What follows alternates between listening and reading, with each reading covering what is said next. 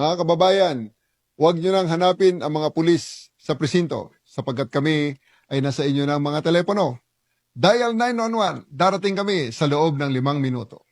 Lilingkod sa bawat Pilipino at magbibigay ng tamang impormasyon para sa tahimik at maayos na Pilipinas. Police News Network, alagad ng batas, tagapagtaguyod ng balitang pulis, sandigan ng mamamayan, patnubay ng katotohanan. La Campo Crame, maghahatid ng pinakahuling kaganapan at nagbabagang balita. Ito ang PNN Police News Network.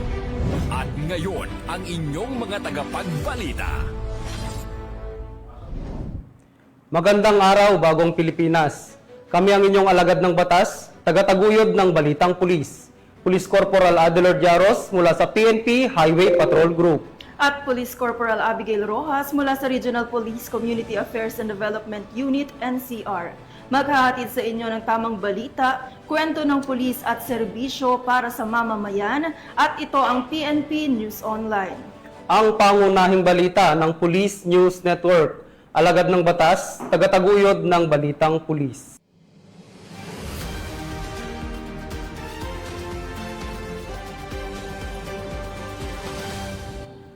Narito ang mga balitang dapat niyong abangan.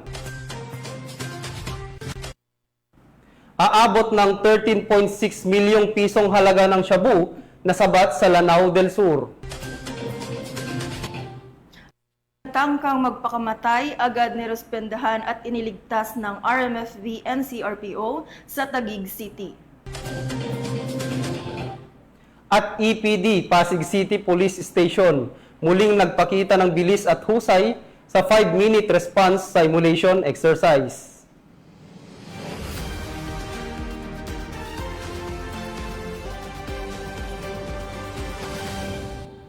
Narito ang mga balitang hatid ng ating PNN correspondents mula sa iba't ibang panig ng bansa.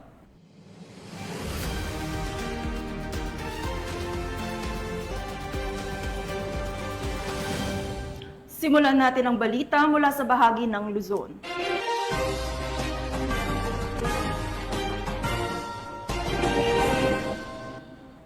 Agad na rumisponde at matagumpay na nailigtas ng mga tauhan ng Regional Mobile Force Battalion ng NCRPO ang isang lalaking nagtangkang magpakamatay sa pamamagitan ng pagtalon mula sa Napindan Bridge sa Taguig City. Sa pamamagitan ng mahinahong pakikipag-usap at mabilis na pagkilos, nakuha ng mga pulis ang tiwala ng lalaki at agad siyang nailayo sa panganib. Yan ang magandang balita, hatid ni Patrolwoman Renaline Tangiyag. Mabilis na rumesponde ang mga tauhan ng Regional Mobile Force Battalion ng NCRPO sa isang insidente ng tangkang pagpapakamatay sa Napindan Bridge, C6 Taguig City bilang bahagi ng mahigpit na pagsunod sa 5-minute response program na inilunsad ni Police General Nicolas De Loso Torre III, Chief Philippine National Police. Ang insidente ay agad na inaksyonan ng mga nakatalagang pulis sa Napindan Border Control Point sa pangunguna ni Police Lieutenant Romeo G. Peñaflor, kasama pa ang 7 kasamahan sa ilalim ng pamumuno ni Police Colonel Celso M. Rodriguez.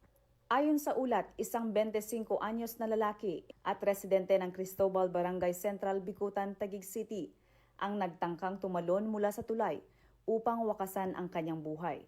Sa panayam ng mga otoridad, inamin ng lalaki na siya ay bumiyahe mula Central Bicutan sakay ng kanyang motorsiklo patungong Napindan Bridge. Doon niya balak isagawa ang pagpapatiwakal dahil sa matinding problemang personal. Sa pamamagitan ng mahinahong pakikipag-usap ng mga personnel ng RMFB, matagumpay nilang napigilan ang lalaki sa kanyang plano. Agad siyang inihatid sa BCP upang ipagpatuloy ang pakikipag-ugnayan at maibsan ang kanyang emosyonal na dinaranas hanggang sa siya ay tuluyang kumalma. Ang matagumpay na pagresponde ng naturang insidente ay patunay ng epektibong implementasyon ng 5-minute response program ng pambansang pamunuan ng PNP na layuning matiyak ang maagap na aksyon ng kapulisan sa lahat ng uri ng insidente para sa kapakanan at kaligtasan ng publiko. Muling pinaalala ng RMFB NCRPO sa publiko na bukas ang kanilang tanggapan sa sinumang nangangailangan ng tulong. Ang buhay ay mahalaga at ang tulong ay laging naririyan para sa bawat isa.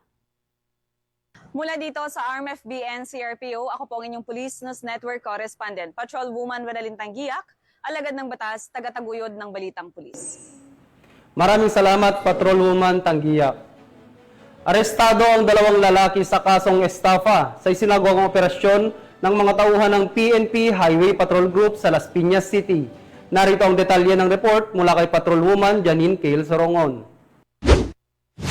Dahil sa walang kapagura ng HPG sa pagtugis sa mga kriminal na lumalabag sa batas, kulungan ng bagsak ng mag-amang suspect sa kasong estafa nang magsagawa ng intel-driven follow-up operation ang Regional Highway Patrol Unit NCR Intelligence Branch sa pamumuno ng kanilang Regional Chief na si Police Colonel Joel B. Hukutan sa SM Center Las Piñas City at sa kahabaan ng Alabang sa Zapote Road, Las Piñas City noong 17 ng Hunyo taong kasalukuyan.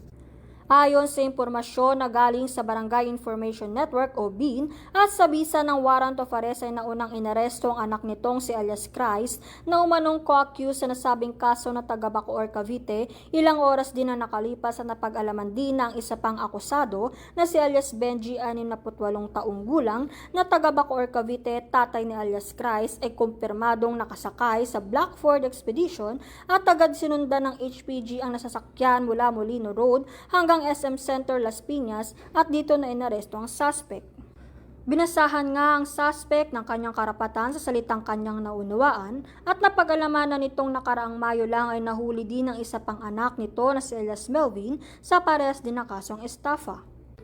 Patuloy naman ang pakikipag-ugnayan ng HPG sa iba pang PNP Territorial Unit upang masakote at matulungan ang mga kababayan nating biktima ng estafa at iba pang modus ng karnaping.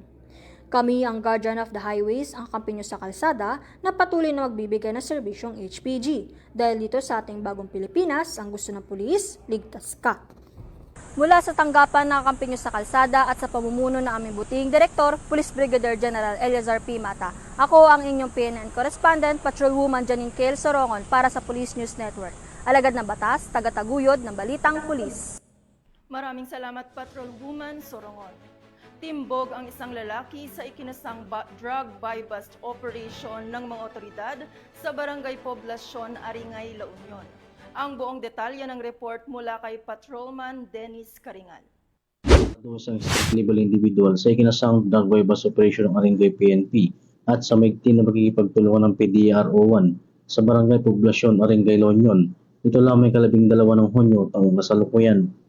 Kinilala ni Police Captain Engineer B. De La Cruz, hepe ng Aringay PNP, ang suspect na si alias Melo, residente ng Barangay San Jose, Cabala Union. Sa naturang operasyon, nakumpiska mula sa suspect ang one heat seal transparent plastic sachet na nagalaman ng white crystalline na inihinalang shabu na tinatagang humigit kumulang 5 grams na may halagang 3,400 pesos, 1 piece 1,000 buy-bust money, 1 piece 1,000 budol money, 1 piece rolled foil, 1 piece Vivo cellphone, 1 unit of Isuzu L close ban. Maharap ito sa kasong paglabag sa Republic Act 9165 o Comprehensive Dangerous Drugs Act of 2002. Ang tagumpay ng operasyon ay bunga ng magandang ugnayan ng mamayan pambansang pulisya para mas lalo mapaigting ang kampanya laban sa kriminalidad tungo sa mapayapat ligtas na bagong Pilipinas. Mula dito sa Picadillo, Ilocos Region, ako po ang inyong Police News Network Correspondent, Patrolman Dennis Carinal. Alagad ng batas, tagataguyod ng Balitang Pulis. Maraming salamat, Patrolman Karinal. Muling pinatunayan ng Pasig City Police Station sa ilalim ng Eastern Police District ang kanilang kahandaan at kahusayan sa pagtugon ng mga emergency situation matapos maisagawa ang 5-minute response simulation exercise kamakailan. Nakibalita dyan si Patrolwoman Jenny May Dolor.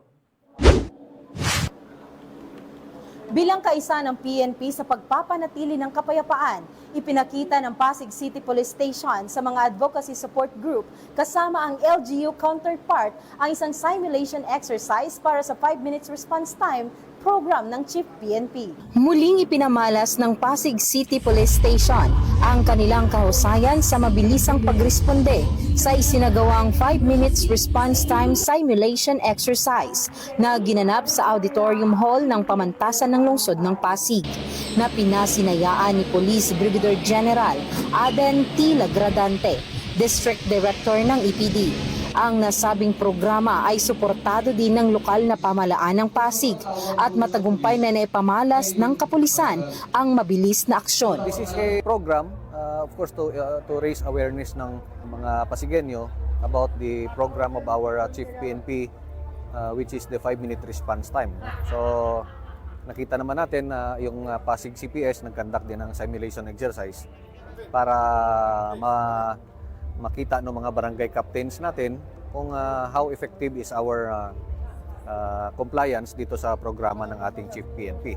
Pinangunahan ni Police Colonel Hendrix B. Mangaldan, Chief of Police ng Pasig City Police Station, ang simulation exercise kung saan binigyan ng iba't ibang senaryo ang mga pulis sa field sa tulong ng Command Center ng Eastern Police District at Pasig City Police Station. Matagumpay nilang naipakita ang mabilis at organisadong koordinasyon at pagresponde na umabot lamang sa 2 minuto ang pinakamatagal, samantalang 1 minuto at 20 segundo naman ang pinakamabilis.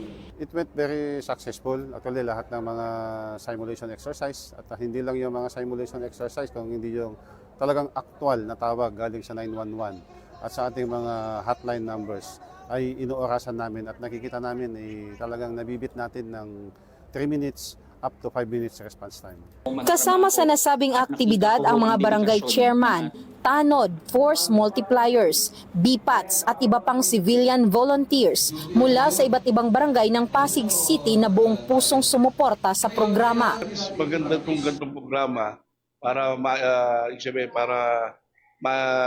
i-deliver sa mga bawat barangay sa Pasig na yung programa ng ating nasyonal na PNP na yung 5 minutes na responde, sa tingin ko naman magiging effective yan. Sabi nga ni COP kanina, hindi naman magiging effective yung programa na yan kung walang yung magandang coordination sa bawat barangay. Samantalang nagkaroon naman ng signing of pledge of commitment sa pagitan ng kapulisan ng EPD Pasig City Police Station at mga dumalo sa nasabing aktibidad. Ito ay nagpapatunay ng pagkakaisa ng pulisya at komunidad para sa isang ligtas, mapayapa at maunlad na bagong Pilipinas.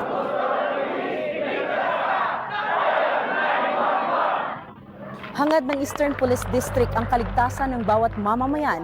Ako po ang inyong Police News Network Correspondent, Patrolwoman Jenny Midolor, alagad ng batas, tagataguyod ng Balitang Pulis. Maraming salamat, Patrolwoman Dolor. Formal nang isinagawa ang signing of Broadcast Partnership Agreement sa pagitan ng Police Regional Office 5 at Far East Broadcasting Company Philippines Incorporation sa isang makabuluhang seremonya sa Legazpi City. Ang balita mula kay Patrolwoman Carmela Bianca. Formal na nilagdaan ang isang kasunduan sa pagitan ng Police Regional Office 5 at Far East Broadcasting Company Philippines Incorporated sa Camp Brigadier General Simeon A. Ola, lungsod ng Legazpi. Layunin ng kasunduang ito na palakasin at palawakin ang abot ng mga programa at inisyatiba ng Pro5 sa pamamagitan ng epektibong pagpapalaganap ng impormasyon sa mga komunidad sa buong rehiyon ng Bicol. Bilang bahagi ng kasunduan, maglalaan ng FEBC Philippines ng isang espesyal na segment para sa Pro5 sa ilalim ng programang Oras na Bicolandia, Serbisyong Kariyan, Tatak Kariyan. Sa pamamagitan ng segment na ito, magkakaroon ng pagkakataon ang Pro5 na magtampok ng mga lingguhang panauhin na magbabahagi ng mga balita, kwento ng tagumpay at mahalagang kaganapan na nagpapakita ng patuloy na dedikasyon ng organisasyon sa paglilingkod sa publiko. Ang kolaborasyong ito ay isang mahalagang hakbang tungo sa pagpapabuti ng ugnayan sa komunidad at pagpapalaganap ng impormasyon sa pamamagitan ng epektibo at tuloy-tuloy na komunikasyon. Mula dito sa Legazpi City, Albay, ako ang inyong PNN Correspondent, Patrolwoman Carmela Bianca Panganiban, alagad ng batas, tagataguyod ng Balitang Pulis. Maraming salamat, Patrolwoman Panganiban. Bilang bahagi ng kanilang patuloy na serbisyo para sa komunidad, matagumpay na isinagawa ng Alfonso Lista PNP katuwang ang kanilang mga stakeholders ang isang medical mission sa Barangay Ngileb, Alfonso Lista, Ifugao. Nakatutok dyan si Patrolwoman Lizelle Digman. Tagumpay na nagsagawa ng medical mission ang mga tauhan ng Alfonso Lista Municipal Police Station katuwang ang kanilang mga stakeholders sa Barangay Ngileb, Alfonso Lista, Ifugao nito lamang ika-22 ng Hunyo taong kasalukuyan. Ang nasabing medical mission ay naisakatuparan sa pangunguna ni Police Captain Ruben C. Balanoy, Acting Chief of Police ng Alfonso Lista Municipal Police Station, sa pakikipagtulungan kina Dr. Arian S. Taclay, Dr. Cherean P. Alipio Ibasco, Alfonso Lista Municipal Health Office na kinakatawan ni Dr. Criza B. Onyate, mga tauhan ng Lamot Municipal Police Station, 2nd Ifugao Provincial Mobile Force Company kasama ang Alfonso Lista Ministers Association at KK. Alfonso Lista Chapter. Ang mga residenteng benepisyaryo ng nasabing misyon ay nakatanggap ng libreng serbisyong pang-medical tulad ng libreng konsultasyon at libreng gamot at bitamina. Maliban dito, naghandog rin ang mga tauhan ng 2nd Ifugao Provincial Mobile Force Company ng libreng gupit sa mga bata at ilan pang mga residente. Nagsagawa rin ng isang parlor games na nagdulot ng tuwa't galak sa mga batang benepisyaryo. Samantala, pinasalamatan ni Police Captain Balanoy ang mga stakeholders na nakibahagi sa tagumpay ng nasabing misyon, gayon din ang suporta mula sa lokal na pamahalaan ng Alfonso Lista. Ang aktibidad ay isang patunay sa serbisyong nagkakaisa ng pulisya, stakeholders at pamahalaan tungo sa positibong pagbabago, tungo sa maunlad, malusog at ligtas na bagong Pilipinas. Mula dito sa Rehiyon Cordillera, ako ang inyong PNN correspondent, Patrolwoman Digman, alagad ng batas, tagataguyod ng Balitang Pulis. Woman Digman. Tunghayan naman natin ang mga balita mula sa Visayas.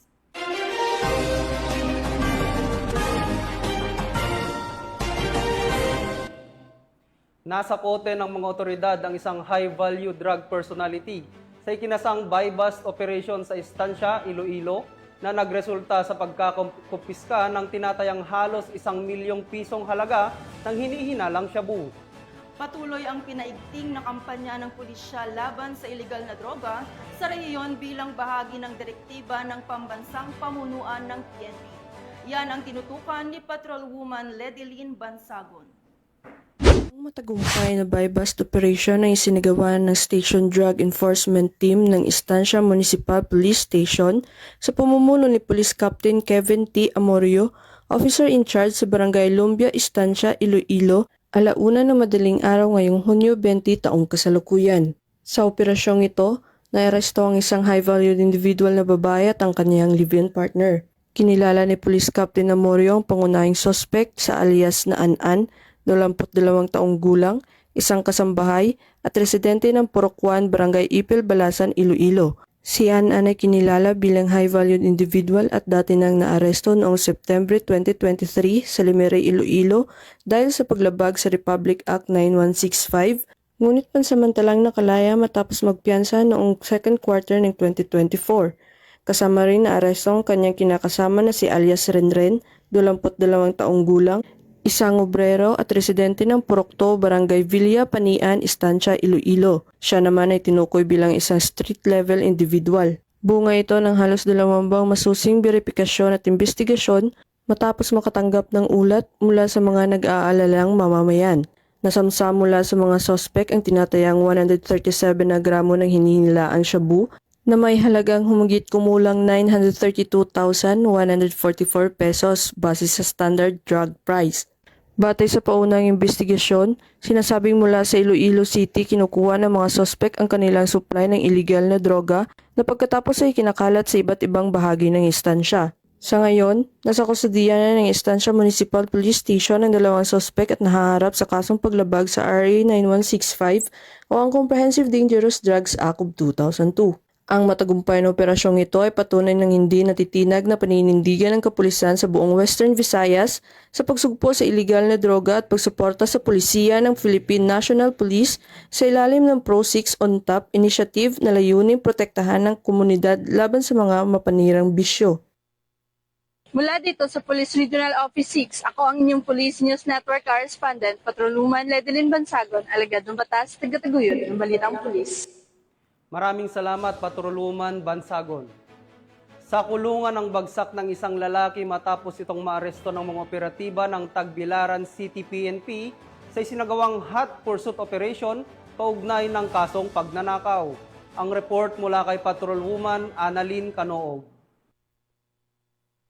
Kalaboso ang isang 48 taong gulang na lalaki matapos ang mabilis na hot pursuit operation ng mga tauhan ng Tagbilaran City Police Station kaugnay ng isang insidente ng pagnanakaw sa isang bahay sa Barangay Buoy, Tagbilaran City, Bohol, bandang 12:35 ng madaling araw ng 23 ng Hunyo sa taong kasalukuyan. Kinilala ni Police Lieutenant Colonel John Karen Escobar, Chief of Police ng Tagbilaran City Police Station, Bohol Police Provincial Office ang suspect na si Jesus, 48 taong gulang, residente ng Purok 4, Mag-Aso Street, Barangay Taluto, Tagbilaran City, Bohol. Ayon sa punong investigasyon, galing sa isang Thanksgiving ang mag-asawang biktima nang mapansin nila na nabasag ang sliding door ng kanilang dining area. Agad nilang sinuri ang loob ng bahay at natuklasang nawawala ang pera na nagkakahalaga ng 50,000 pesos na nakalagay sa isang pouch, pati na rin ang ilang alahas na inilagay sa ibabaw ng refrigerator. Nagsagawa ng hot pursuit operation ng mga kapulisan kasama ang mga biktima na nagresulta sa pagka-aresto sa suspect. Na-recover mula sa pag-iingat ng suspect ang 33,000 na cash, mga alahas at ang pouch na pinaglagyan ng pera. Agad na dinala ang suspect sa presinto at kasalukuyang nasa kustodiya ng kapulisan habang nahanda ang kaukulang kaso na isasampa laban sa kanya. Kamakailan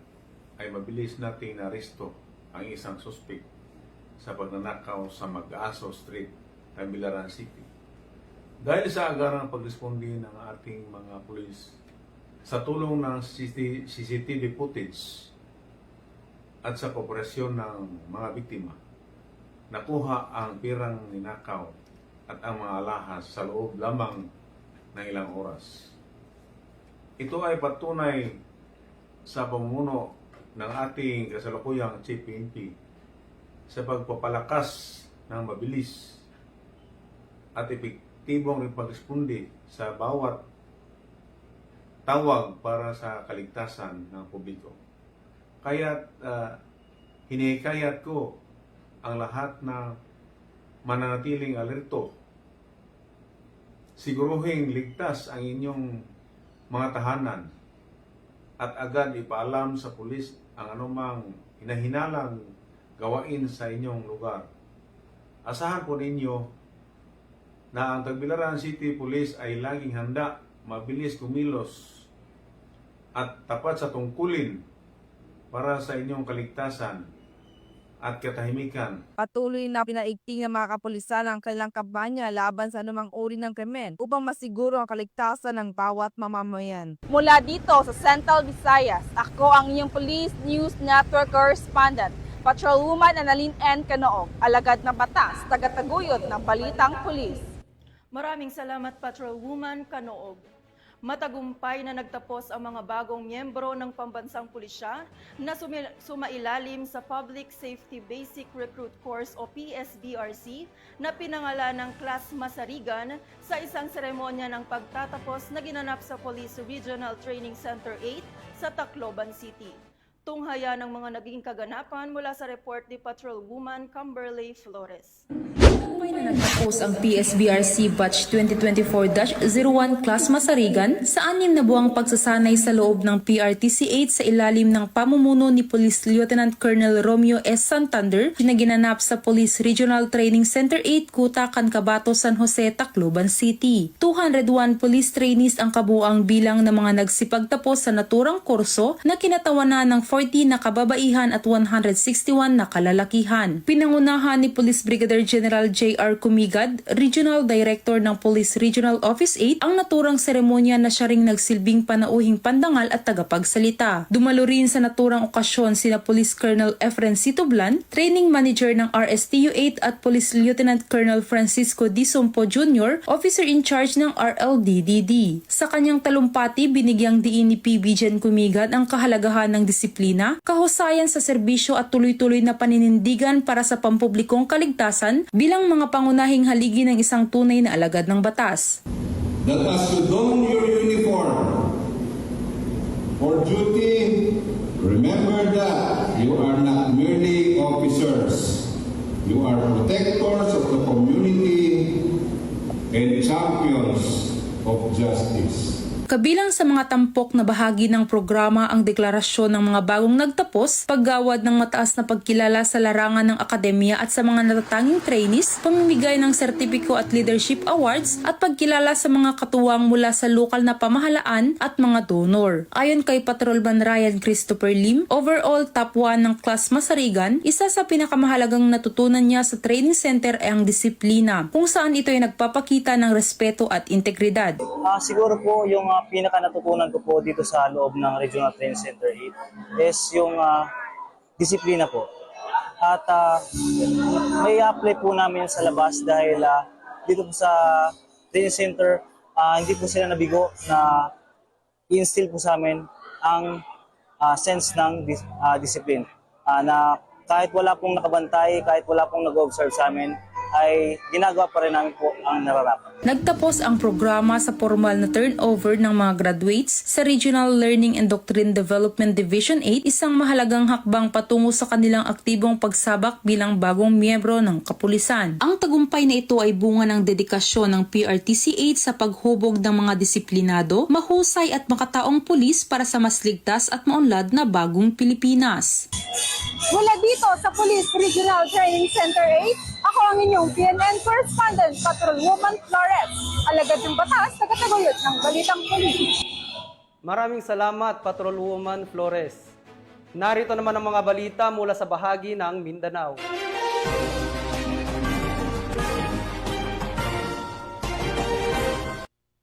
Isang high-value drug target ang naaresto at tinatayang 13.6 bilyong pisong halaga ng hinihinalang shabu ang nasamsam sa ikinasang joint buy-bust operation ng PNP at Philippine Drug Enforcement Agency sa Lanao del Sur.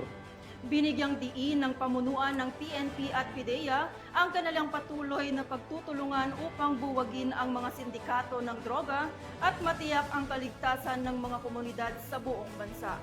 Tinutukan niya ni Patrolwoman Veronica Lagi. Nasamsam ang 13,600,000 pesos halaga ng shabu mula sa isang naarestong high-value target sa isinagawang PNP at PIDEA Barm buy-bust operation sa Barangay Bangkolo, Marawi City, Lanao del Sur. Nito lamang ika-22 ng Hunyo taong kasalukuyan. Kinilala ni PIDEA Barm Director Gil Cesario Castro ang suspect na si alias Almar, 21 anyos at residente ng Barangay Kairatan, Mulundo, Lanao del Sur. Bandang 1:00 ng hapon ng nasabing petsa, matagumpay na naisagawa ang naturang operasyon dahil sa pinagsanib pwersa ng mga operatiba ng Lanao del Sur PPO at PIDEA Barm na nagresulta sa pagkakaaresto ng suspect at pagkakasamsam ng mga iligal na droga.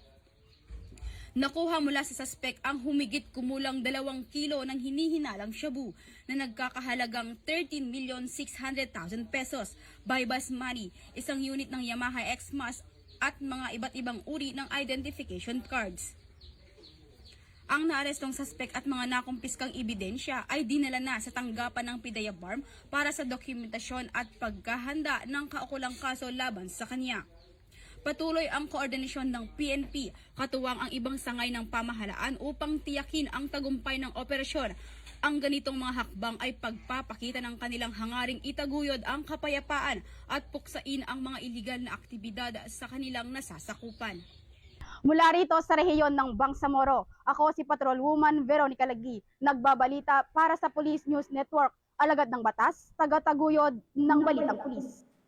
Maraming salamat, Patrolwoman Lagi. Hindi na nakapalagpa ang 3 drug suspect matapos maaresto sa isinagawang drug buy-bust operation sa Kalilangan, Bukidnon. Nakibalita dyan si Patrolwoman Danessa Berto.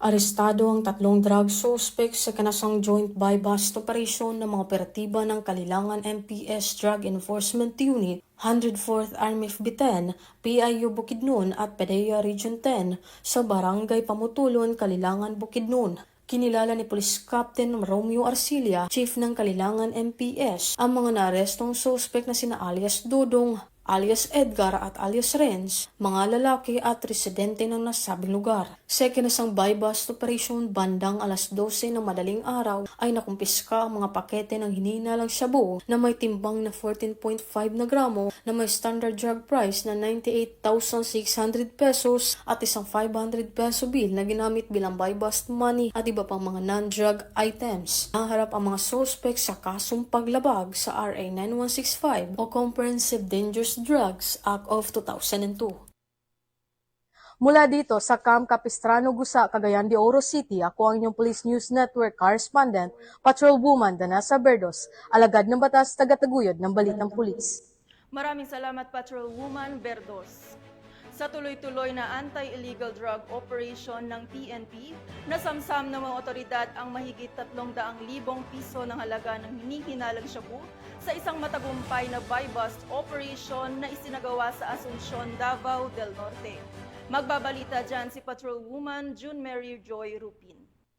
Ang dalawang lalaki sa sinagawang buy-bust operation ng mga operatiba ng Asuncion Municipal Police Station sa Purok 5, Barangay Cambanugoy, Asuncion, Davao del Norte, nitong Hunyo 23 taong kasalukuyan, matapos makumpiska ang tinatayang 55 gramo na inihinalang shabu na nagkakahalaga ng humigit kumulang 374,000 pesos. Kinilala ang mga suspect sa alias na Darvin, 30 anyos, isang magsasaka mula sa Purok B, Barangay Kauswagan, Panabo City, na tinuturing na high-value target, at alias Bicong, 37 anyos, na residente ng Purok 3, Barangay Pantaron, Santo Tomas, Davao del Norte, na nasa listahan naman na street-level targets. Ang mga suspect ay kasalukuyang nasa kustudiya ng pulisya at inaasahang sasampahan ng kasong paglabag sa Republic Act 9165 na mas kilala bilang Comprehensive Dangerous Drugs Act of 2002.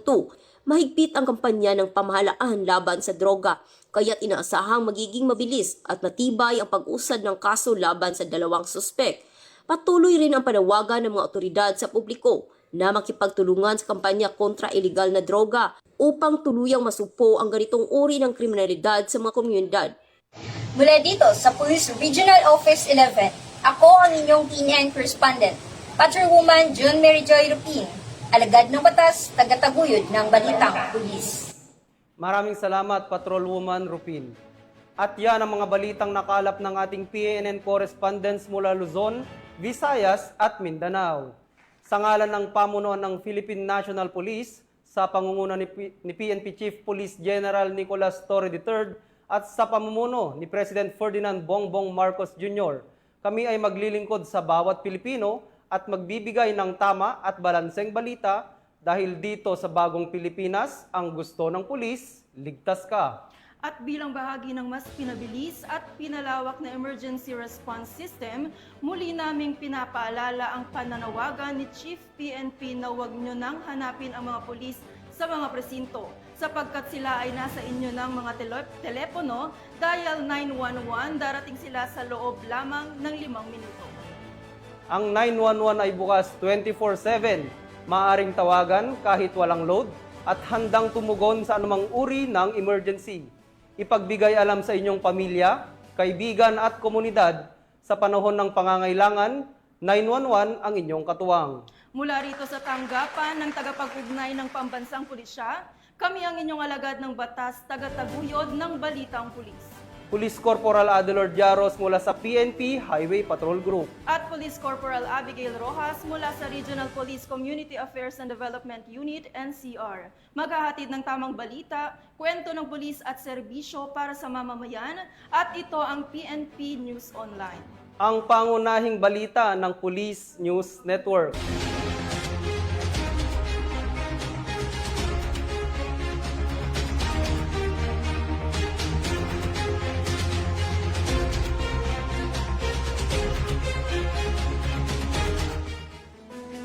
Police News Network, alagad ng batas, tagapagtaguyod ng balitang pulis.